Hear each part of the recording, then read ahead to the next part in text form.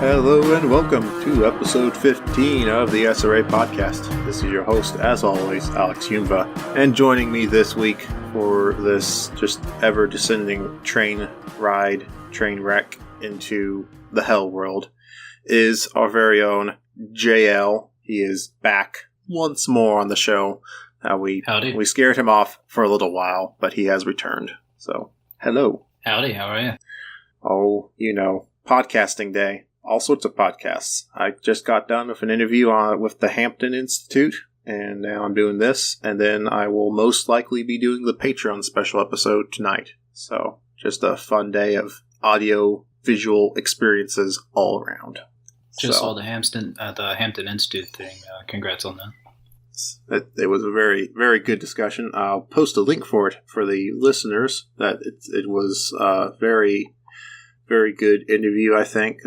As always, looking in retrospect, I could have said things differently, but that's how it's always going to be. You can always think of better things in retrospect. So, we'll get the show started this week with today's breaking news. So, as listeners might have been able to deduce via extensive forensic research of past episodes, I record this on Wednesdays so that I can have it done by Friday. And this Wednesday, we have a story about pipe bombs. So, everyone's favorite anarchist cookbook equipment. I personally do not like bombs, so let this be on the record, Internet. Alex Yumva, not approving of bombs. Especially not approving. It's a really brave position. I know. It's just putting myself out there for all people to heckle me for. But yes, unfortunately, this is no joking matter. Pipe bombs were sent to numerous individuals. So they were sent to Hillary Clinton. Technically, I think it was Hillary and Bill, because I know the news has reported this as two former presidents. So I think it was their shared residence that it was sent to, as well as former President Barack Obama. Things were sent to CNN. Don't forget George Soros. George Soros as well. Checks. Yes, don't blow up George Soros. I need my checks. I keep calling his helpline because I need that check. I need to make rent. Gotta pay that rent. So, I need my Soros check for my rent.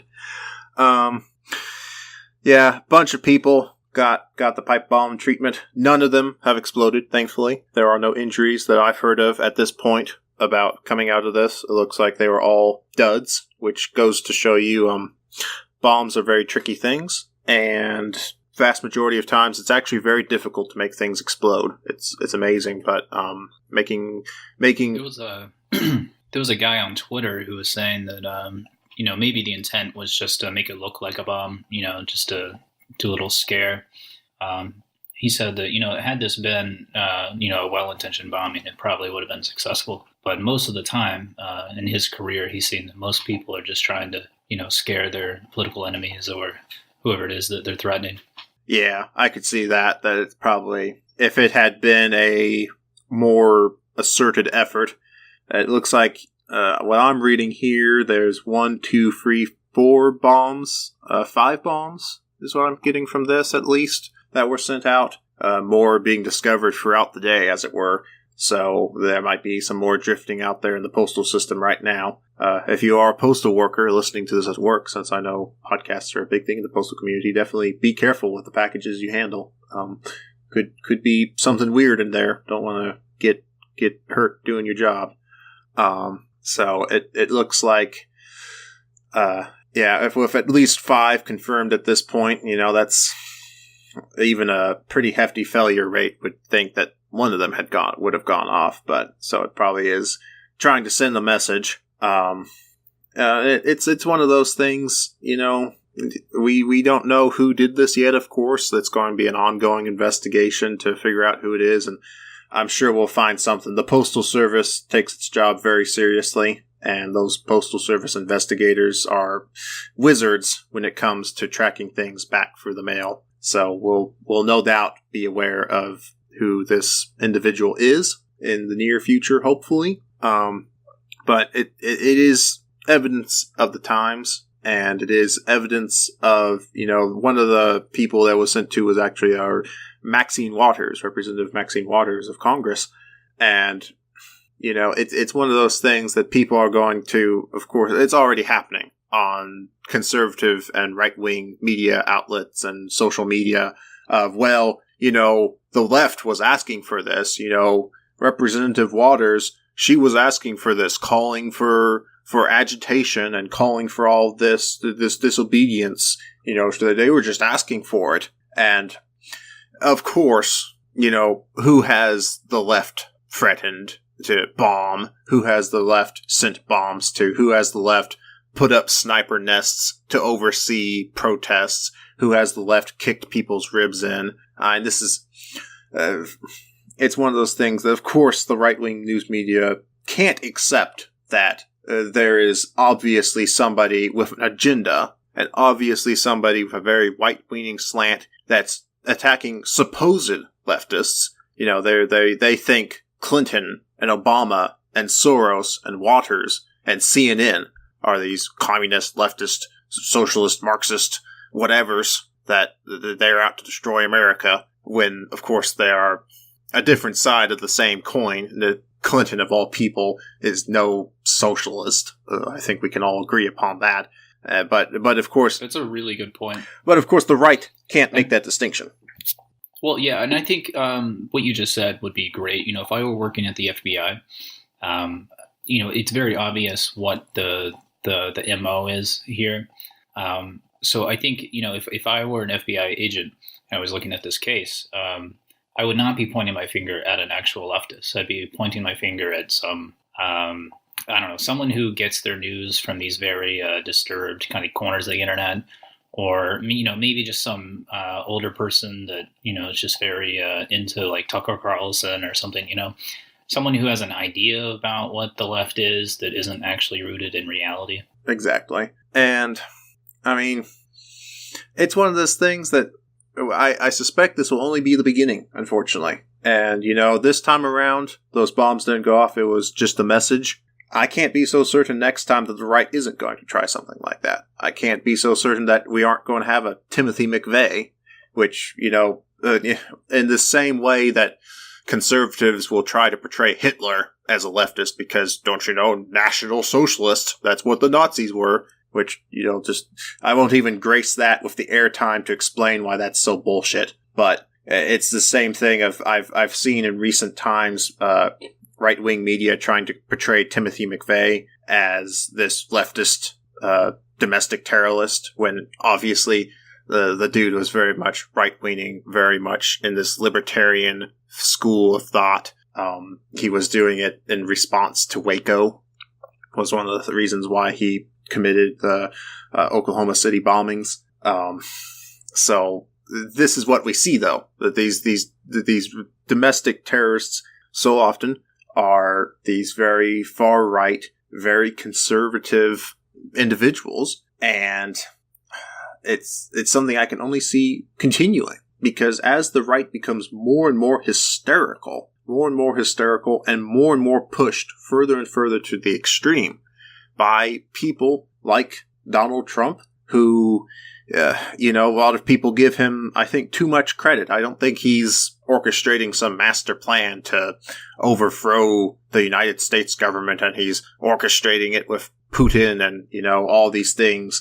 I don't think Trump's a mastermind. I just think he knows marketing, because that's the one thing he knows, is how to market, and far-right ideology is just so marketable right now, unfortunately, and it's becoming more and more normalized. The various comments him and other members of the Republican Party have made that as time progresses, if they think Clinton, of all people, the barely neoliberal, frankly conservative outlooks Clinton has, of all people, if they think that's a flaming leftist, then what does that say about the rest of us? And certainly... Well, that's a really good point. When I actually attended a Trump rally just to see what that was going to be like.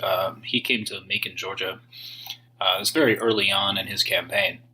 And I think I was mostly taken aback by the way that he used the crowd. is very interesting. There was a moment where he was talking about these protesters that were holding signs up in the front. Now, I was basically as close to the stage as I could be.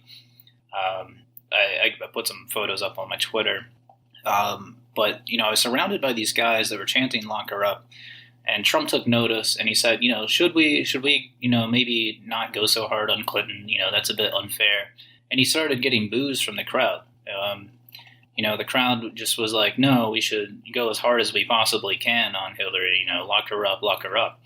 And he seemed almost reluctant to go along with it. But because the crowd was, corralling him in that direction, then he was like, all right, yeah, we'll be tough.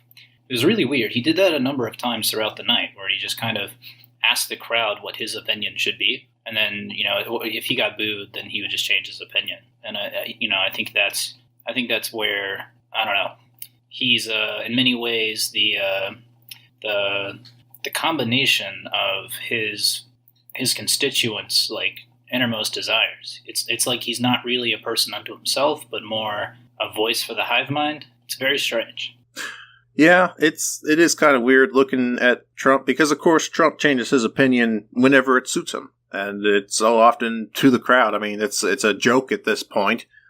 You can find a tweet, any Trump tweet you can find its opposite that he once tweeted, and it has become normalized. That is exactly the problem, though, that it's become normalized. We just accept this as a fact of life now, and that's how these things build. That what is abnormal today will be normal tomorrow, which means the new fringe will simply be abnormal. And then the process repeats over and over and over again until we get to these extremes. And we can see right now, looking out at the world, we can see right now what's going on. That we have Brazil, the very scary situation in Brazil, that their far-right candidate is talking about a purge. After he is elected, he's talking about purging all leftists of the country, out of the government. There were a number of people who messaged the national Twitter account to say that they were in Brazil and that things were really tense, and they were going to be keeping things on the down low from now on. And, it's a very scary situation. But it was nice to see that people were still brave in that respect. That they were, I don't know, keeping to their wits and acknowledging the situation for what it was. Solidarity to all of our Brazilian comrades. Absolutely, all the solidarity and support that we can give them, and we have to make sure that people are aware of what's going on there. We have to make sure that the world is aware of what's going on, because if that election doesn't go well, then I don't think it's going to go well either way, because at the same time, this guy's got out and said that he's not even going to honor, an election where he doesn't win. And wouldn't you think that kind of sounds familiar to us? And the only difference, I think, is that in 2016... What do you think is going to happen in 2020? I don't even know what's going to happen in 2020. I did see, one morning this week, I woke up and I looked at my Twitter, and I saw that a top Clinton campaigner is saying that she is very seriously considering 2020. I went straight back to bed because I can't deal with that in my life. And I don't know what I'm going to do if it's Clinton versus Trump again, because the Democratic Party has not fundamentally changed since 2016. They have undergone no soul searching. They have undergone no journey through the desert, as it were. They've just buckled down on exactly what lost them the election. That the entire election was, I'm not Trump, I'm not Trump, I'm not Trump. Anytime somebody questioned or criticized anything the Clinton campaign had to say, well, obviously you are a dirty Trump supporter. It's absolute insanity to me that this party has not undergone any significant change.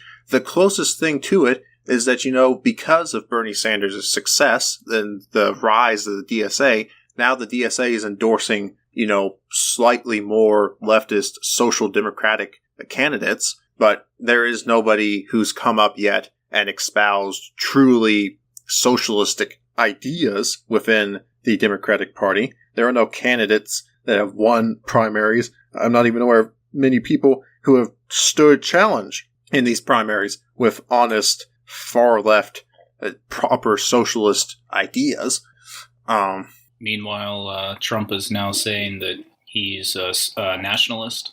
And although it's an old-timey phrase that's out of favor, he wants his constituents to call themselves nationalists. And he went on a weird tirade, railing against the globalists. I mean, we know what that means. It's a dog whistle. I wonder to what extent that he even knows what he's talking about. I mean, again, I don't know that necessarily that he's a mastermind of any kind, but he surrounds himself with people who, like Steve Bannon, have these very fascist ideologies.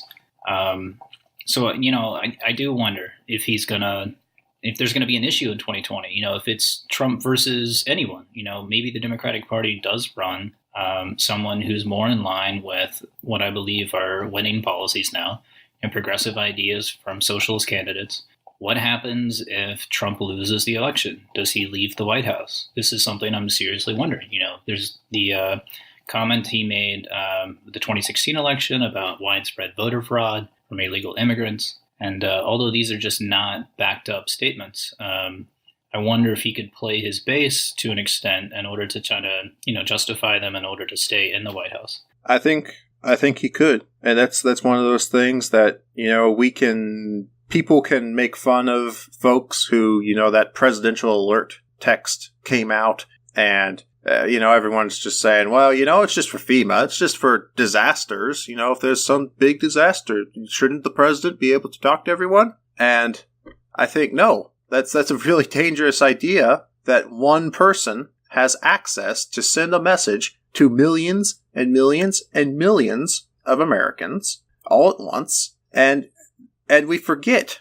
We act as though the president loses all their authority after they lose an election. But there's still, there's a transition period. There's 3 months. There's from November, so there's the month of November, December, and January until like January 20th when the inauguration happens. There's a big time period in there where you're a lame duck president. And what can you do in 3 months? What can you do in a week? What can you do in a day? When you have the authority and the ability to send a message to everyone, when you've been rallying up your base for years now, when we already see stuff like the Proud Boys out in the street being what is essentially a criminal gang. I wouldn't even call them a militia, because they aren't a militia. They aren't a organized paramilitary force. They are a street gang, is exactly what they are. They are not a militia like the Oath Keepers. They are a petty criminal street gang going out and beating people in the streets.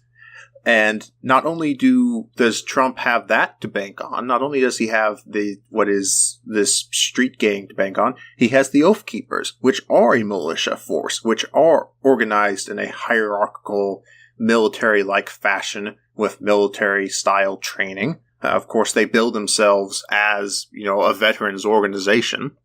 And they've already publicly said, I keep saying this and I'll keep saying it over and over again because people can't forget. The Oath Keepers are training people to kill leftists. They are training people to hunt down and kill leftists. And they have offered their services to the president should he ever need it. And so we have the beginnings of this. We exactly have the beginnings of what could be a very dark time for leftism in America, even worse than I would say in the 20s and the 30s and the 40s and the 50s, during this time of, communist purging, of the Espionage Act after World War I, of the Red Scare in the 50s. I would argue we could be seeing even a worse time, because at least back then, the FBI had to hide their actions. At least back then, the FBI was doing covert actions and not to kill leftists, that it was still hidden from the public eye. Now they don't even have to rely on state institutions, because that is part of the fascist playbook. You have to not only take over the state, but build your own dual power. And this is what people forget. Dual power isn't just a leftist idea. Fascists employ this as well. Fascists use their own version of dual power to establish means outside of the state to take control of the state. The difference is that upon their seizing of the state, as we saw in Nazi Germany, as we saw in fascist Italy. They destroy their dual power, because that dual power becomes a threat to their institution. That dual power is not incorporated into the institution, or at least not in its entirety. Nazi Germany did this with their own paramilitary forces that they used to help facilitate their takeover of the German state, that many of them were either disavowed or straight up executed. It does seem interesting. Today, the White House released a report on what they're calling the opportunity cost of socialism. Basically, they tout all the old, tired lies, the misunderstandings that the general public has about socialism and what that means. And they basically declared that, these policies are completely unviable. And of course, you have the mainstream media like New York Times, Washington Post, yada, yada, writing news articles about this report as if it's, a concrete, it's official, it's from the White House. Maybe we shouldn't even consider socialism. It's just a way of planting the idea in people's minds. And I think it's interesting that, you said that the Democratic Party isn't really putting forward any socialist candidates. So why is the White House so focused on putting down the socialist idea before it even has a political force behind it? It seems like they're either fearful of a socialist kind of mass movement as it's building. I mean, we do have DSA, they're more social democratic, but we do also have, in parallel, large numbers of people joining the Workers' World Party, PSL. The Socialist Rifle Association is getting a lot of membership. I do wonder if the White House is worried about this. And if so, or if not, why then are they coming out with these reports, despite the fact that, at least in the mainstream, there is no political will for, say, the Democratic Party, which holds a majority of, the left of center or the center-right political power. No one's really promoting socialist ideas there. Exactly. So why would they be afraid of this at this time? And I think, we can try to read into that, and we can try to, almost push ourselves up to past the point where we are. That I do believe that we are in an era of renewed leftist energy and renewed leftist support, that all of these different leftist organizations are seeing big rises in their membership.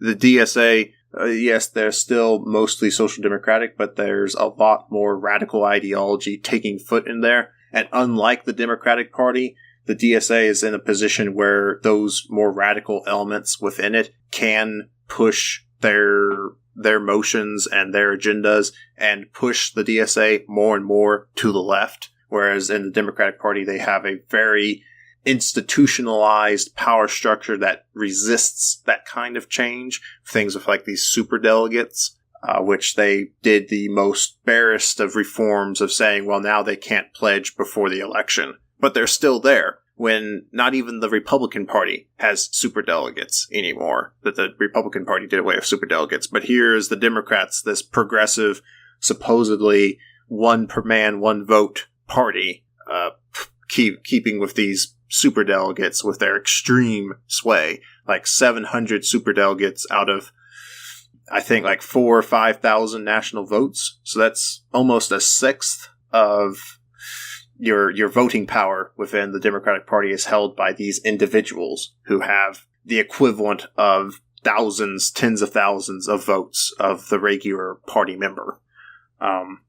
So I don't know. We can try to say it's because we're getting big, and that would be both good and bad, because that would mean we're getting big enough to scare people, but bad enough that, people are scared, and mostly these people in power are scared, and that doesn't go well for folks in our position.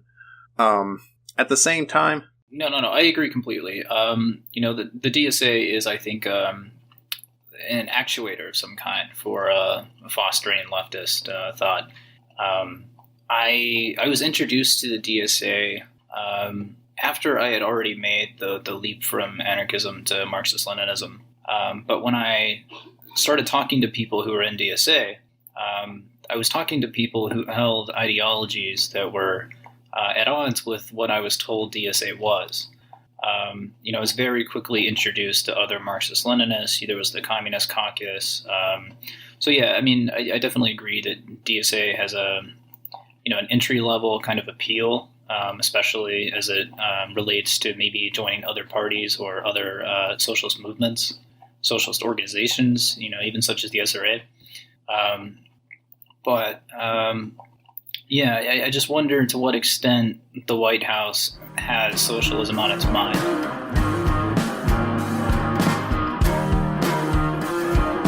Can you hear me now? Yeah, I can hear you. That was absolutely bizarre. I don't know what happened. I think the fascists are actually coming for us now. Yikes. So, I guess we better... Well, it's great to have you back.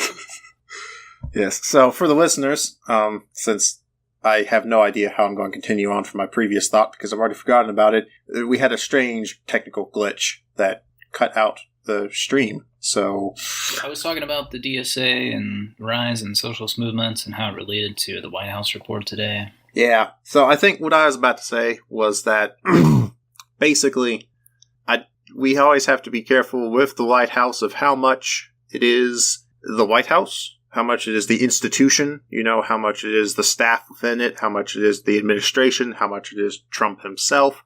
Honestly, I don't think Trump is afraid of anyone. Trump has nothing to fear. He is very wealthy. He is the most powerful man in the world. He literally has access to a nuclear arsenal, of all things. He doesn't have much to be afraid of. There's nothing for him to fear. But some of these people close to him, they might have a job as a White House staff for a while, but eventually, if Trump doesn't declare himself president for life, it's going to be the sort of thing that they're going to have future job prospects, basically, is what they're looking at. And if there is a moment in American history where the tide changes and a leftist movement does take power, even if it is in its fledgling stages right now, even if it is only a fraction of what it used to be in the 1920s, in the 1930s, even if it is just a fraction of what it used to be, it's still enough to start something, to start change within the country. And certainly in the early 1900s, the elite, the politicians, the capitalists, they feared that very much just the same. And this idea that society might actually be transformed and that there might actually be a socialist movement in America that takes hold and makes changes and begins the transition of society into socialism, that's very frightening to these people. And I think it's not even... I think you're right. I was going to say, a lot of people tend to view this idea of socialism being more palatable to millennials because of the distance between the Cold War. I don't think that's it. Of course, millennials haven't been subjected to as intense propaganda as, say, the baby boomers. But the reality is, older people are always, or at least for right now, the older people who really run this country, look at Congress, they're all really old dudes. Look at CEOs of major corporations, look at the board of directors, that kind of thing. That's where all the real power lies in this country. So, of course, they're going to be opposed to socialism. They have something to lose. I would agree with your assessment that, obviously the older generations are still very much influential in America, and they have a lot to lose in a socialist moment of history. And, people, I think it's important for us to remember that people have sometimes a misconception, especially in the leftist community itself and, outside of it with all this fear-mongering, that I do not think it's going to be that, there's a leftist movement and they storm all the state capitals and a glorious revolution happens and society transitions. I don't buy into that. I don't support that notion. At the same time, I think people sometimes are very dichotomous in that view. That something I'll be discussing for the Patreon episode is this idea of electoral politics and how much reform is in there. And the DSA, of course, is very tied up in electoral politics. And I think people do see it as a dichotomy that we either vote in a socialist government and socialist society changes, or it's 1917 and it's Russia and there's October Revolution. And that is absolutely, that's two extremes, but there is a middle ground there. There is different things that can happen. Right. This is why, personally, I'm a huge fan of the PSL. Last year, or it might have been just earlier this year, my sense of time is very tenuous. They did the People's Congress of Resistance. So, it's the very early stages of getting a bunch of Marxist-Leninists under the same roof, and really, building a second Congress, building the dual power.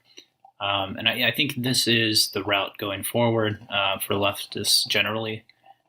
If you don't have that dual power, then you really don't have the political will or momentum to establish a revolution by peaceful means or otherwise.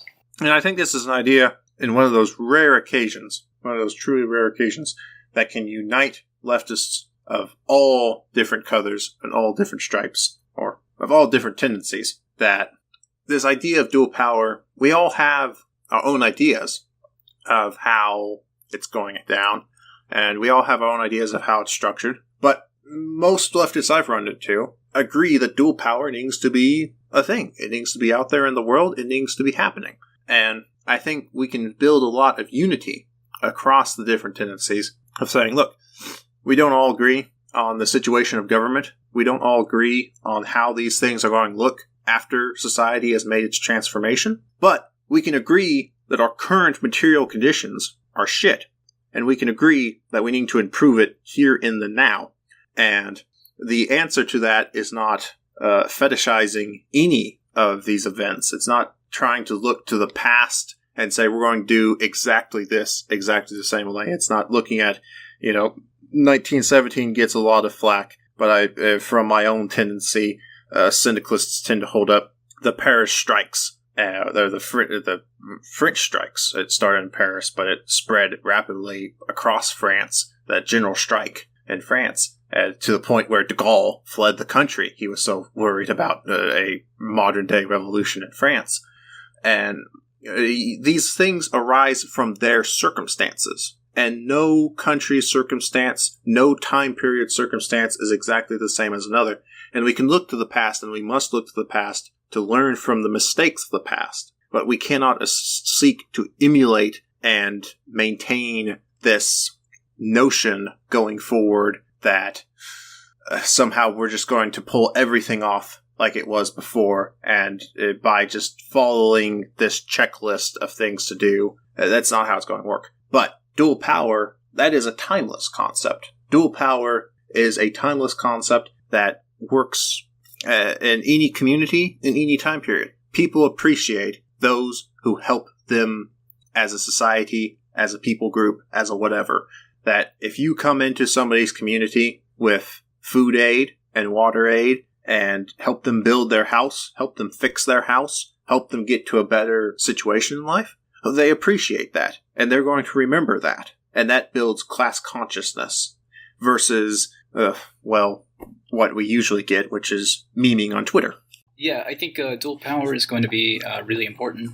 You mentioned mutual aid, helping people after disasters, bringing in food and water and helping them rebuild. I think while that's very important, we also need to establish roles for people. We need to be able to have real organization, to be able to vote on matters, bring issues forward, and make decisions outside of our governmental structure in a way that, like you said, raises class consciousness.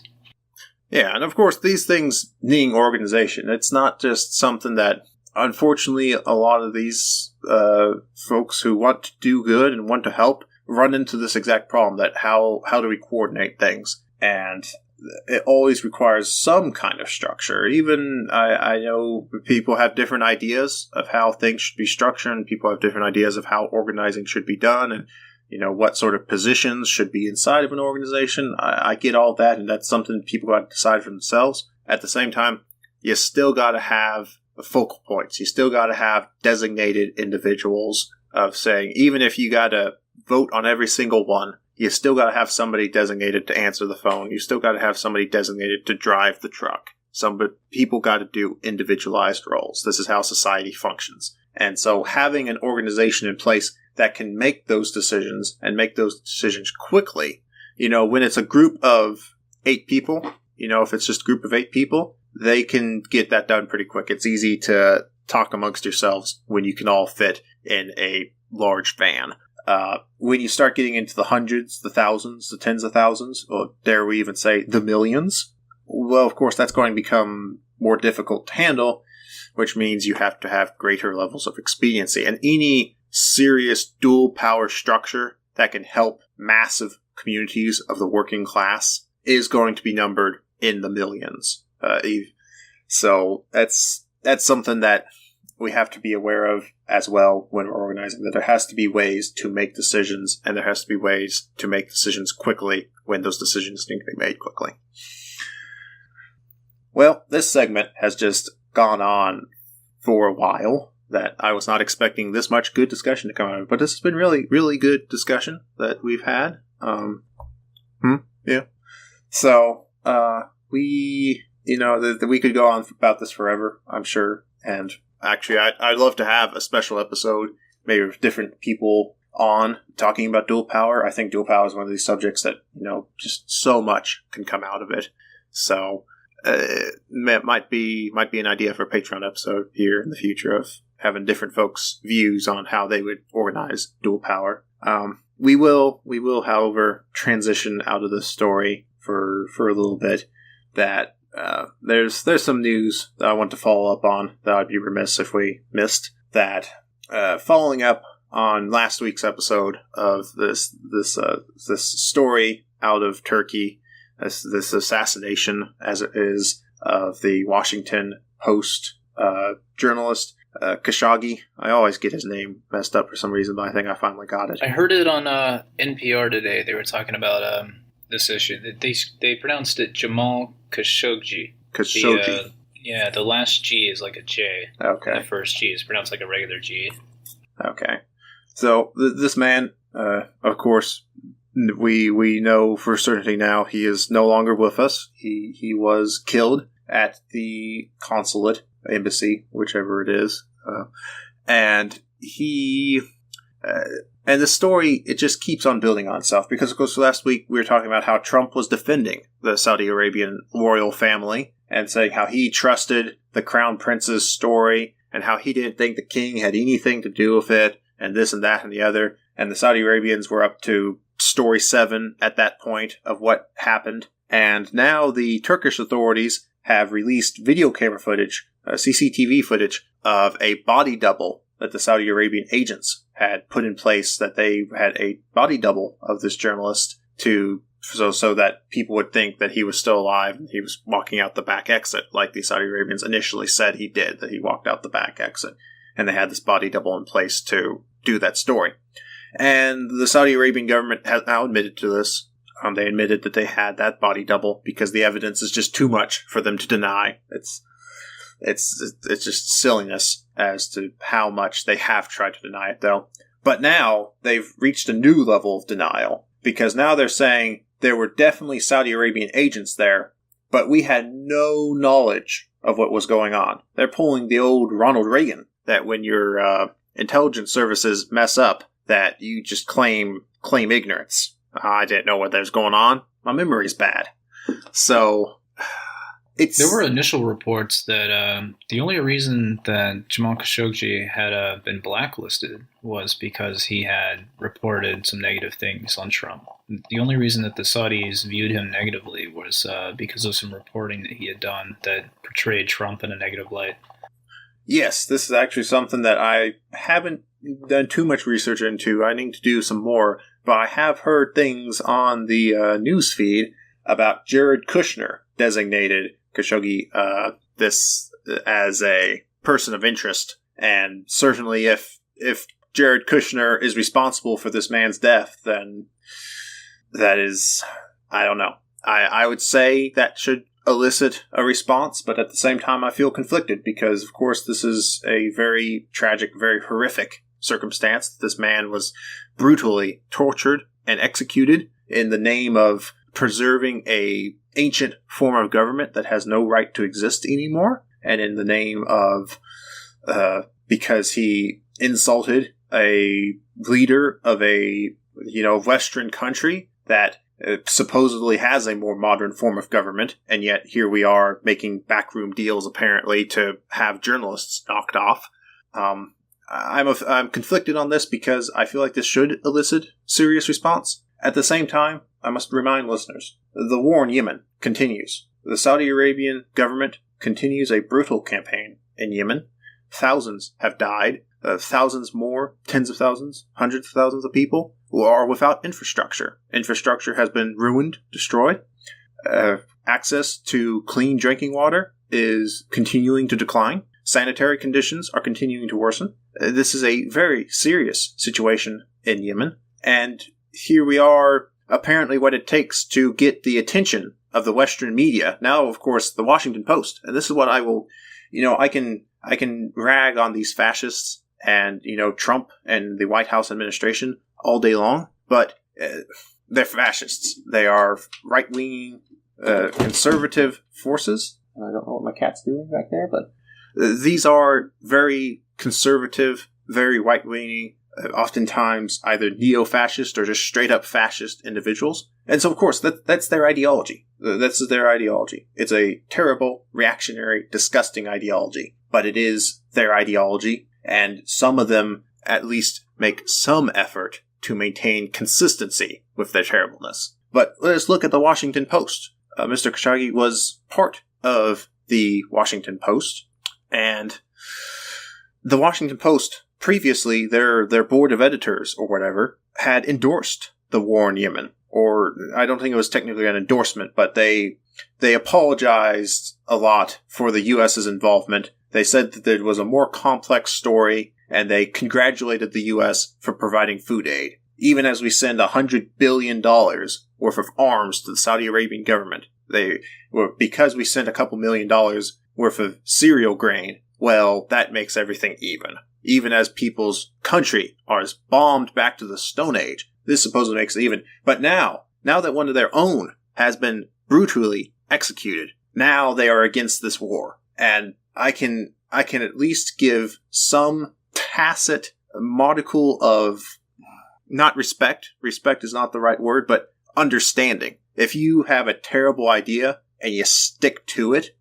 well, you're a terrible person, and you shouldn't stick to your terrible ideas. We should all grow and develop. But at least if you're consistent, that's something you've got going for yourself. Whereas these folks, they weren't moved by the plight of the citizens and residents of Yemen that are having their lives destroyed and their homes destroyed. They were moved because one of their own died. And it is shameful to me that this is what it takes for these so-called investigative journalists to be moved, is because one of their own has been killed, and not because they can go out into the world, that these are elite Western, basically petite bourgeoisie journalists who could go out to this war zone, who could go out and see the devastation, and they turn a blind eye until it is inconvenient for them because the forces that are orchestrating this war have now turned against them. Yeah, I mentioned I was listening to NPR earlier, and it became obvious how disconnected they are from the reality of the situation. So, I didn't hear any mention of Yemen, but more bizarrely, they had someone on, couldn't remember his name, couldn't remember what role he has in society, but the woman who was conducting the news segment was interviewing him and getting his opinion on things. And she asked if the United States should push for regime change in Saudi Arabia as a response. Now, what I found so strange about this question was because of Saudi Arabia's very interesting role that it has with the United States. So I don't know if you're aware of this, but in 1974, the Nixon administration was trying to figure out how to never, ever have an oil crisis in the United States ever again. So Nixon sends his CIA agents and some top cabinet officials to Saudi Arabia, and they work out a deal. And what they established was that if the Saudis would accept payments for their oil in United States dollars only, the United States would forever give Saudi Arabia as many weapons as it needs, secure its borders, make sure that Saudi Arabia stays safe, assist it in any wars that it needs to wage, and in return, Saudi Arabia was expected to take those those U.S. dollars that it received as payments for its oil and invest it into U.S. Treasury bonds. This would do a couple things. It would ensure that the United States would always have a supply of oil with an OPEC nation. It would ensure that their economy was, going to be on the rise forever. It established the United States as the oil reserve currency. Saudi Arabia and the United States are inextricably linked. And the failure of analysis that I'm hearing from the mainstream media is appalling, because no one seems to be bringing this up. The United States is complicit in all of the things that Saudi Arabia's done. The entire the monarchy that they have there. I mean, they still do public beheadings as punishments for crimes. They chop people's hands off. They're basically ISIS, but they have all this power because we give it to them. We allow it to a court. We're very complicit in that situation. It seems like the liberal media is totally unaware of this, which couldn't be true. They have to know this. They're academics who are aware of the, geopolitics of the world. It just seems like they're doing a disservice to the American public by omitting this information. Absolutely. The history of Saudi Arabia and America and that deal Nixon made, it is something that we could go on for hours about. And probably I'll toss it on the wish list of things to talk about in a dedicated role for things like those specialized episodes where we can give topics like that more justice and more research. And yes, it is the sort of thing that if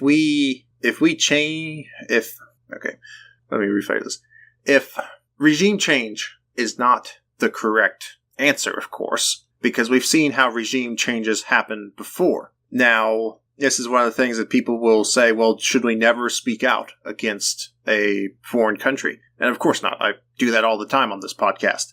If somebody has a bad idea, them not being in your backyard doesn't mean you can't say that the idea is bad. What we must be careful about, though, is we cannot advocate for something like regime change because we know what would happen if it were to take place. That America would do what it has always done, and that is just replace it with a more compliant government. Except that the U.S. has no reason to do this at this time. The only reason this has come up is because of the public outrage around this. That, unfortunately, it is true that one death is a tragedy and a million is a statistic. That people abstract away these big ideas and these big numbers, and it's just something that's in the background. But one person you can relate to, one person's struggle you can relate to, and therefore it is more deeply impactful.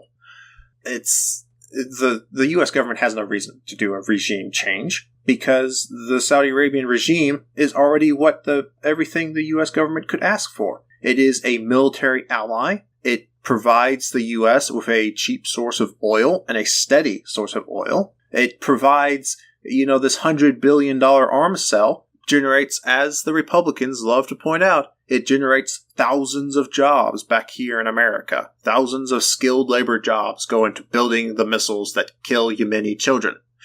It's one of those things, though, that it becomes in a capitalist society like this. Of course, the point is that it's $100 billion. Of course, the point in a capitalist society is that there's $100 billion being spent and there's all these jobs. And it's not the point that the job is literally going towards a backwards regime that belongs back in the feudal era, that, as you said, performs these very, very obscene things like chopping people's hands off, that practices that have no place in the modern day. Certainly, we all have our different views on execution. I don't think beheading is a good technique, though. It's one of those things that capitalism says we have spent money and we have created jobs, and therefore that is good. Whereas a socialist system must and does ask, where is that money going to? Why are we doing this? Because I guarantee you that, that specific job might not exist if we weren't building missiles and planes to sell to the Saudi Arabian government. That specific job might not exist. But that opportunity cost, the White House can release the report about the opportunity cost of socialism. But that opportunity cost of capitalism, that money has gone into building a missile that will go and cause destruction across the world. That opportunity cost was used to make that missile. If it hadn't been used to do that... Speaking of missiles, it's strange to me that no one has... sorry for interrupting, but it's just strange to me that we're having this conversation now and not in 2001 when Saudi Arabia very clearly orchestrated large aspects of the 9/11 terror attacks. Absolutely. And this is something I'll remind people again. Congress passed a law, allowing American citizens to sue the Saudi Arabian government because we recognize their role. But where is the outrage? And what has happened is that it is a prime example of how capitalist society works. Capitalism wants this to happen. Capitalism needs this to happen because it is a purchaser. The Saudi Arabian royals are sitting on trillions of dollars worth of oil, a massive oil reserve that will bring them prosperity for the royal family for decades, maybe even centuries, depending on how, if oil use goes down, continue into the future with electric cars or something like that, which I don't really buy into. But capitalism and the capitalist class are completely okay with Saudi Arabia so long as it fits their purposes. And if their purposes is to extract wealth and enrich themselves, then they will not allow public opinion to go in such a way that threatens that lucrative business deal. And we've seen this time and time again. We can talk about this, or we can talk about back in the 80s, the 60s, the 70s, and the 80s, when tobacco companies were paying off doctors to say that, smoking is good for you. Smoking is actually really good for you guys. Trust us. And they paid off doctors to do it.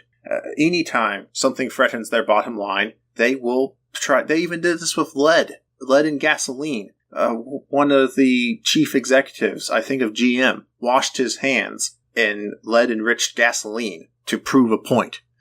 He uncoincidentally later developed complications from lead poisoning.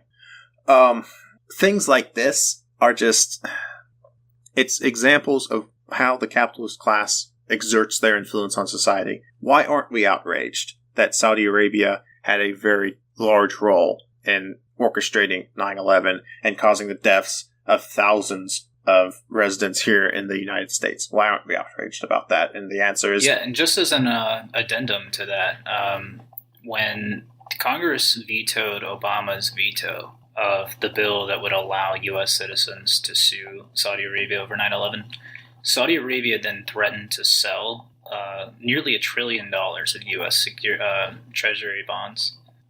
United States assets that it owns, that it has been accumulating over the years to the United States' benefit, if the United States allowed these cases to continue. So I think there were around 25 cases, and it doesn't look like those are going to go forward now. Yeah, it is. We have tied our hands on this, and if we do ever get to the point where we can divorce ourselves of this arrangement, it will hurt. And that is what will happen. It will hurt, and it will hurt dearly. We could see the return of oil shortages and gas lines if we did that, if we lost Saudi Arabia as a trade partner. But it is the question of how much can society endure to make a better change? How much can society endure for a short time that it would take to switch us from Saudi Arabia to something else, be it our own domestic reserves, be it another trading partner, be it an entire infrastructure change? And how much does it take for society to actually make that decision versus saying, well, it sucks that women, children are dying in Yemen, but at least we can put gas in our cars for $3 a gallon, and I guess this is okay because of that. Yeah, one must wonder how deeply in bed the conservative politicians who have for decades been against renewable energy, how deeply involved they are with the Saudis. Seems like that's really been the only major, really major blockade to switching to renewable energy. Meanwhile, socialist China is pumping out solar panels like hotcakes, and I think they're on a real track to be completely independent from OPEC in the near future. So, that's definitely the route we should have been taking all this time, but because capitalism is so embroiled in the dictatorship of capital, our politicians have just not allowed that kind of development to occur. Yeah, well. There's a lot to be said on this topic, and I have plenty more to say on it myself, and I do think that's as good of any point to kind of move on from this. Certainly, I'll include plenty of links in the show notes for people to do continuing research and develop their opinions on what's going on here, and I'll try to include some links as well regarding that Nixon-era deal about and what's tied us to Saudi Arabia since the 70s. We will, however, journey back home. We will come back home from this foreign expedition, and we will come back home to see what the Trump administration is up to again. And unfortunately, it is nothing good, as usual. It is to do with our transgender comrades, that the transgender community is under attack once again, this time by the federal government, by the Department of Health, that they are seeking to define the condition of being transgender out of existence. That they will, at the federal level, to be adopted by all other federal agencies after the Department of Health passes through this, a definition that says your biological sex and your gender is defined by your chromosomes. So, of course, as we learned in elementary biology, biologically female individuals have XX, biologically male individuals have XY, and of course, that's what you're taught in elementary school, and then when you get older, and you can be taught further complex things, you find out things aren't as simple as that. There's a lot of variation that goes on with that. There's instances where people have multiple chromosomes. There's people who only have one, actually. That sometimes happens. Sometimes there's one, sometimes there's three, sometimes there's even four. There's a lot of weird stuff that can go on with your genes. Genes are weird in general. But the Trump administration, operating on this elementary school level of sex ed education, is seeking to push this through. And this is, I am sure, coming from our Vice President, Mike Pence, who is infamously against LGBT rights, passing all sorts of discriminatory measures in his home state before he became vice president. And lest I have to remind everyone that if the Democrats somehow pull some sort of Hail Mary and impeach Trump, that is who we get to replace him. And if Trump is enabling the fascists, well, just you wait until Pence is enabling the Dominionists. That's going to be real fun. Fascists by another name, essentially, at that point. But this is, I'm sure, coming from Pence. I'm sure Pence has been speaking in people's ears about this, and it is, of course, outrageous. It would cause all sorts of administrative issues with transgender individuals. For instance, on passports, the government would not recognize reassignment surgery or hormone therapy or anything of that to change your birth sex, as they are referring to it. They recognize no change to it. It specifically in their definition would be immutable, and that any discrepancies or any questions would be solved by a DNA test. And of course, hormone therapy, reassignment surgery, these things do not change your chromosomes. We do not have the mechanisms to change genes at that scale quite yet, if ever. So obviously political as well. There's no logical or there's no real reason to be doing this. It's so clearly virtue signaling to their extremely conservative base. Yeah, it's just absolutely bizarre. Absolutely. And it really puts me out there that, of course, we all know, we all have transgender comrades. We all know that this is a community that has suffered so much throughout the years. And for a brief moment, America, it hasn't made as much progress as it should on this issue. There's still a lot of fights to be had, but it looked like at least we were on course to get better. That things were getting better, and it looked like things were going to continue to get better. And now we are sliding back. We are sliding back, and something I've been pointing out in Wichita DSA chat and stuff as this has come out, and of course many members in the Wichita DSA are transgender themselves. Something I've been pointing out is that an example of a nation that did wrong but has made up for it. That no nation is perfect. No history is perfect. But we are not judged by the history, but what we do in response to the history. And a nation that has a very poor history with the LGBT community, but has made great strides to repair the mistakes of the past, is Cuba. That Cuba has very excellent programs for transgender individuals now. They actually have reassignment surgery and hormone therapy offered through their state healthcare service. It's a remarkable thing, and it's been offered there since 2008. And lest I need to remind anyone, in 2008, during the Democratic primaries, we had Hillary Clinton and Barack Obama, and both of them were against same-sex marriage. Now, they weren't as vehemently against it as, say, their Republican counterparts, but they were still against it. They still said they had their reservations. They still said marriage was between a man and a woman, and they did not have good opinions on the transgender community either. It didn't really come up because so often the community is simply overlooked.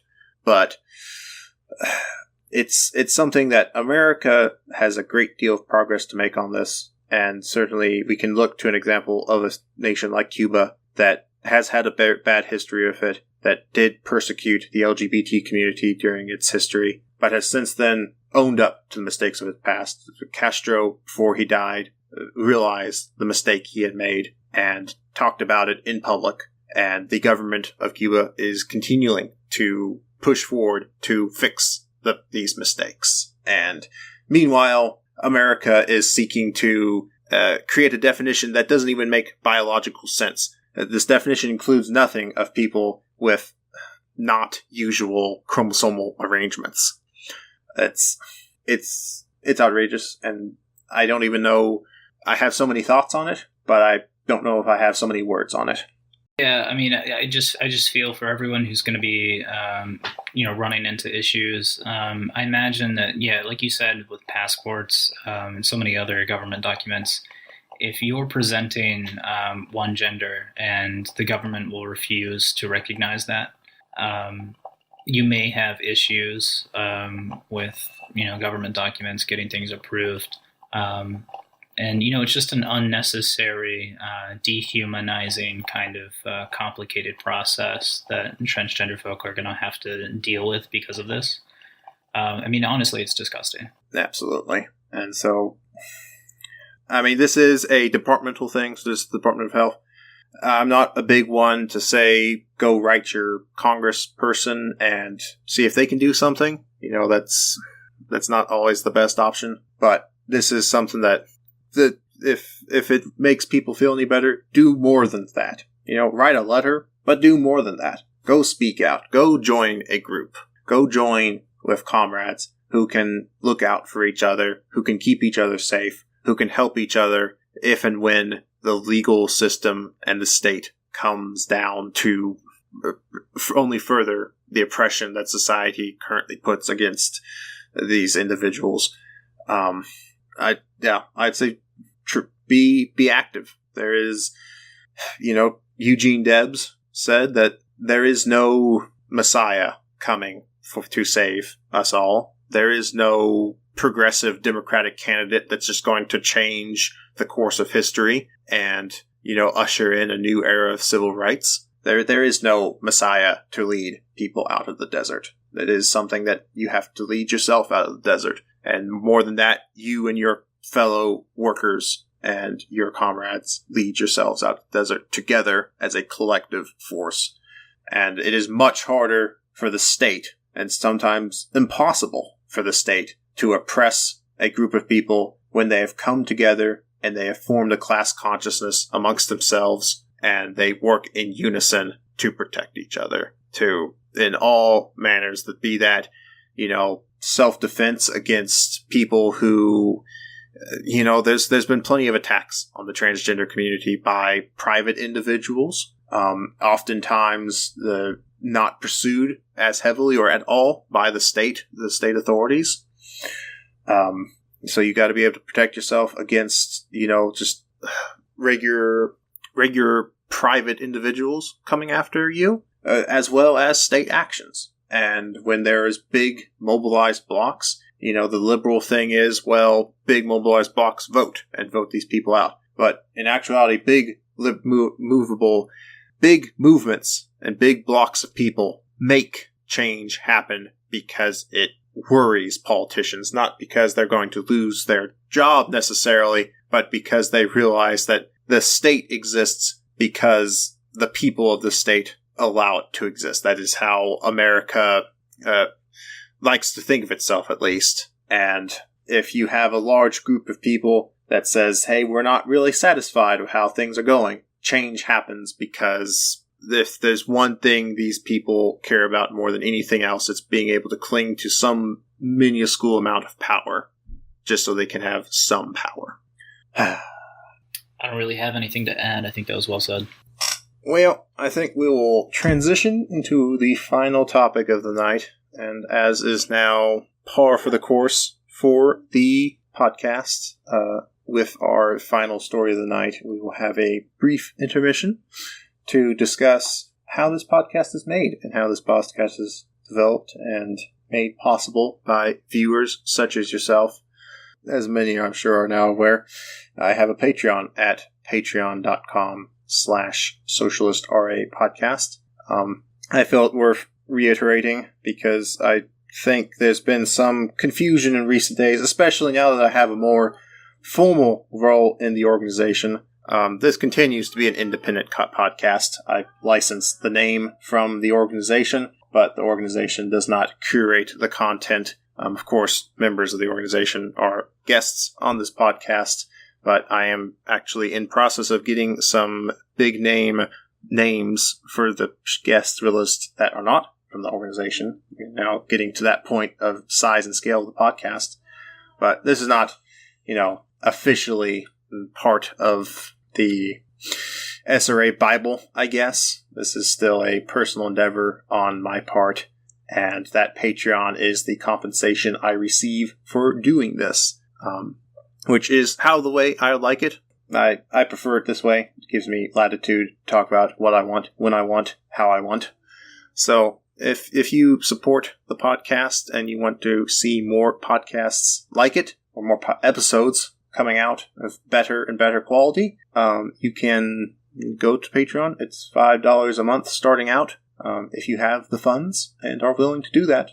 It's always greatly appreciated. We just hit $100 a month, which, is small, but it's still significant. Still a power of 10, and it's appreciated. It's like a month's worth of food for me now. I can make $100 stretch for food for a month. So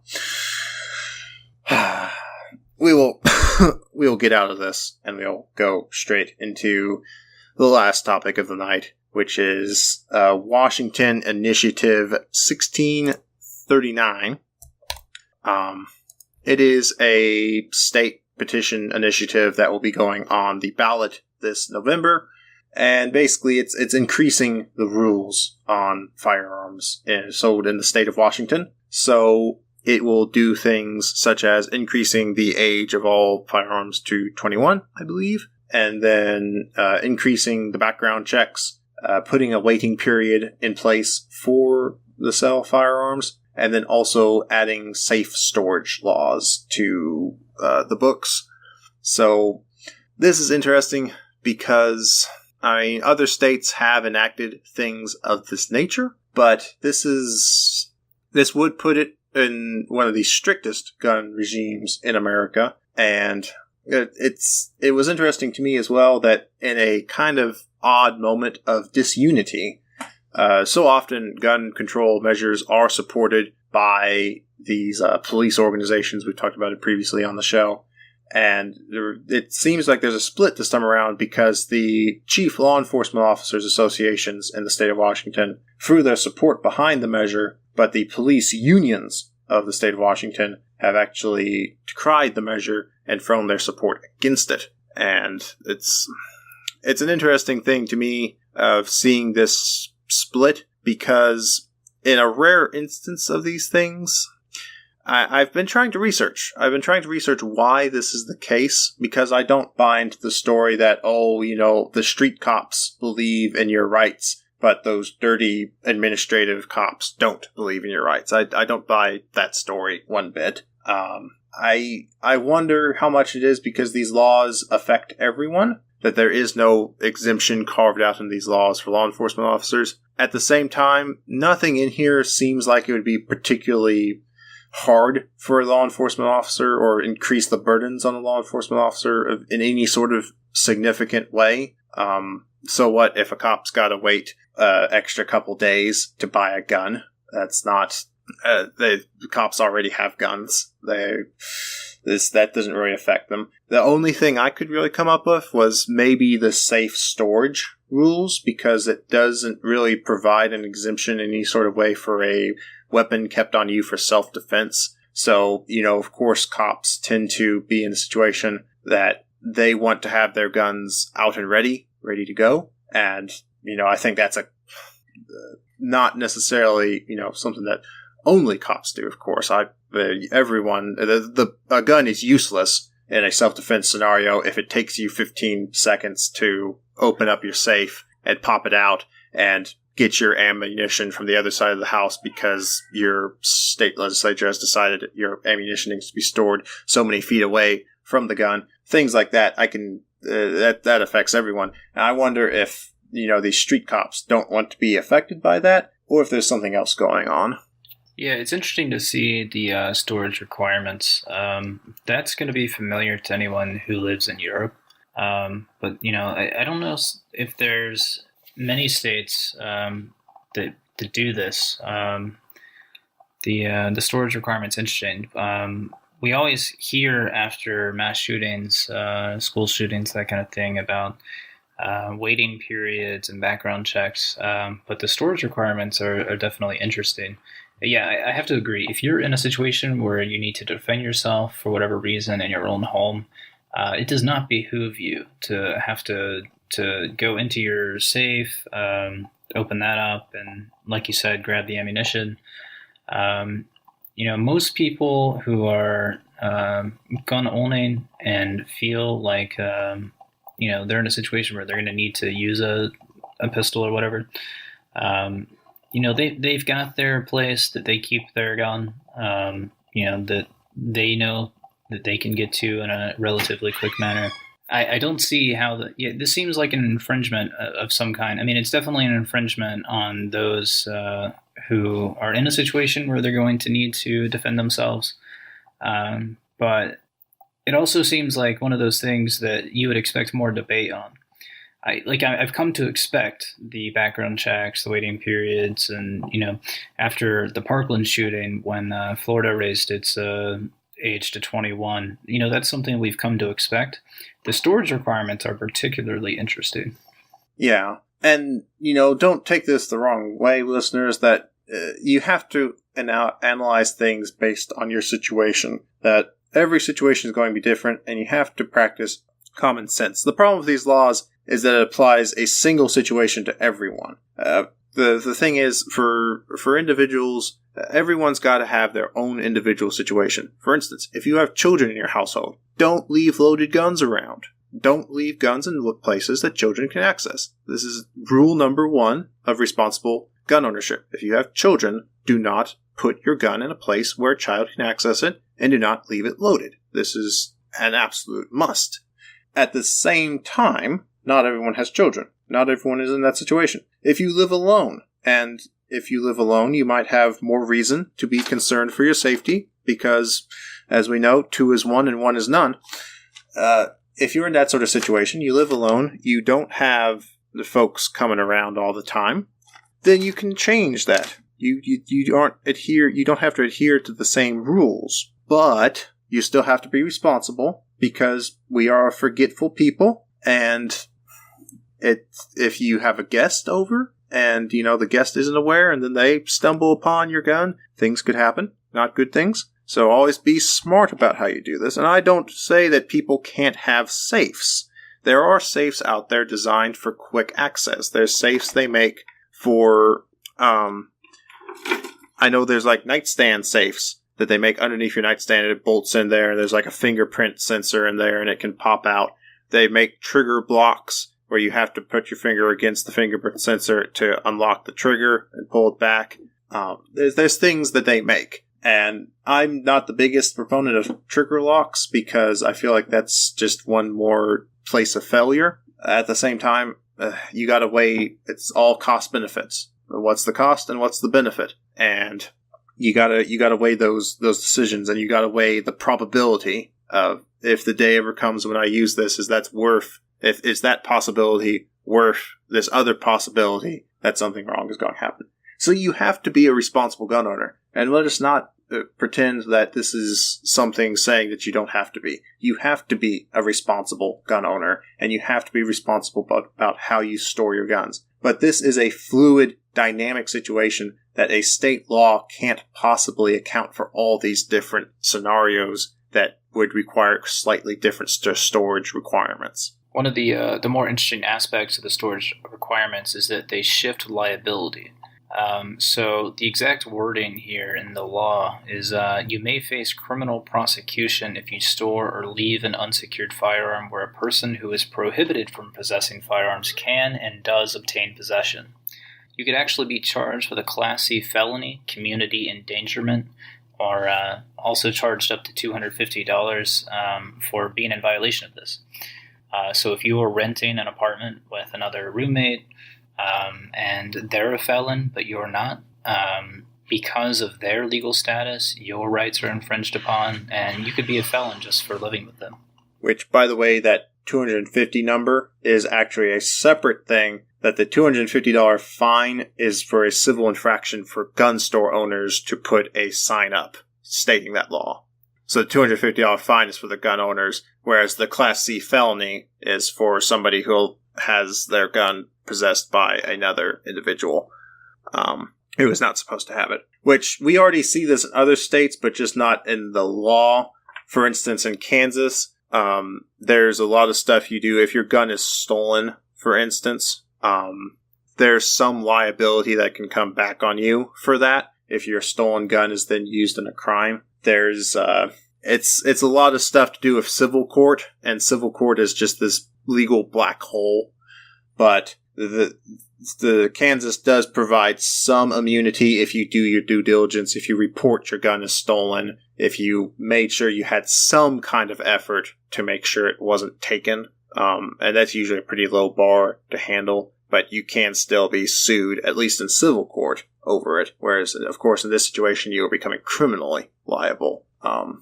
It's an interesting thing, and I cannot support storage laws that make this blanket statement, basically, of saying either you make sure your gun is impossible to access, or if it ever is accessed, then you're going to be a criminal now. That's not how things should work. You should do your due diligence, but like so many things in life, you're expected to do your due diligence without having the state come in and tell you exactly how to do your due diligence. That there needs to be guidelines, but that's something that we have to take as responsible citizens and not be a situation where we have to have it mandated and enforced upon us. Otherwise you get into situations like this where you have a blanket law that covers too much. Yeah, I mean, I totally understand the situation where, you have a child that is in a home where people do not take gun safety very seriously, and unfortunately someone dies. However, you can't you can't enforce these edge cases on everyone. The presumed guilt that is assumed to be just waiting to happen seems a little odd, especially if it infringes on other people's rights to their own self-defense. Hopefully we'll get some repudiation of these kinds of tactics from the states. And I don't know, I just feel like there should be a greater public outcry. I don't know. It's one of those things. We can keep an eye on it. We'll see how it goes. I haven't read too much opinion polling on it, but certainly there seems to be a lot of folks coming out on either side of it to try to for the yes and the no. So we'll see how it goes. I think it's just my main takeaway from it is, guys, be responsible gun owners, because the more irresponsible gun owners there are, the more the public sees this, and the more the public is swayed by this idea that the state must come in and enforce its will to protect the public against people who are irresponsible with their guns. Don't be irresponsible. If you see somebody being irresponsible, call them out on it. Guns are very powerful, very dangerous tools, and it's like people have this idea that, I've run into it, that people think it's rude to talk to somebody else about how their gun is stored or something. You walk into somebody's house and the shotgun's just sitting there propped up next to the door, and it's one of those things that you should call them out. You should talk to them, and you should say, "Hey, you got to be better." I mean, if I was walking down the street and I saw somebody chainsawing a log and their arm was underneath the log about to get chainsawed, I would go and tell them. I'd say, "Hey, that's not good practice, man. Don't do that. Don't cut your arm off."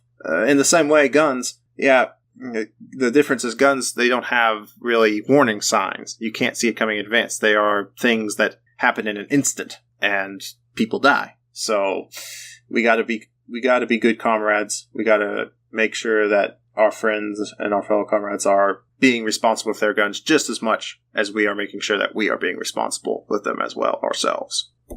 Well, with that, we will draw the episode to a close. Lots of good discussion tonight. Really good discussion that I liked.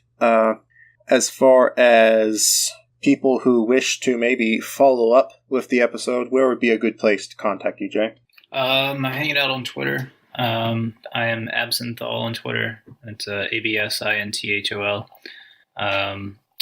Where else? Yeah, that's pretty much it. I do a lot of the web work for the SRA. I am recently elected secretary of the new 501c4. So I'll be around. Alrighty. And as always, I can be found at HumvaDev on Twitter, as well as many other sources that will be in the show notes. So thank you much for returning to the show and offering your insights, Jay. And hopefully we will do this once again into the future. No problem. Thanks for having me. There we are, listeners. Seize the means of production.